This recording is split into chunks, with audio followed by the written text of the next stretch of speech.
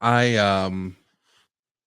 I wonder from your perspective, when you're still here in WCW before you leave and join Vince McMahon and the WWF, and we're going to talk about that. Before that happens, you know what's going on in wrestling. You know that wrestling is on a down, and really, there's two companies here you can make a living at in America. WCW, which is the company you're part of, and you've seen what they've done with Kevin so far, and the other is Vince McMahon's WWF. There's Right. no third horse in this race. No. You got to work in one of these two spots or go to Japan. That's kind of understood in the industry at the time. Did you think just seeing Kevin's natural size, his height and weight, and what's going on in the WWF with their pushback on the whole steroid trial, they can't be promoting Ultimate Warrior body types right now? Just reading the tea leaves and knowing the industry, did you know in your heart he's only going to make money or find massive success with Vince? Well, I thought Vince would probably utilize him more objectively, There you go.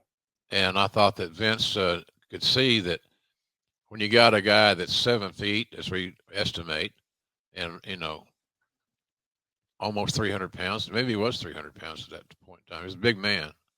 Uh, I think that Vince had a better vision, and Vince didn't have to go through a panel of people to get validation that Kevin was worth the risk. You don't run across too many 7-foot athletes that have an aptitude for pro wrestling, and Kevin Nash did.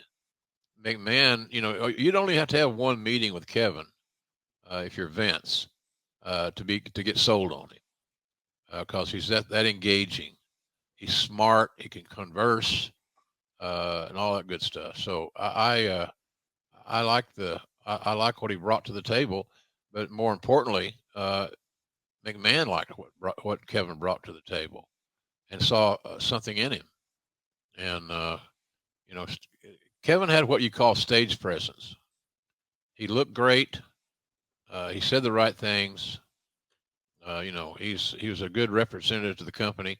I mean, hell, he all of a sudden became the champion, and that didn't happen that often. So I love his story that we're telling here because it just shows you that he was a keeper, and he was going to be successful come hell or high water.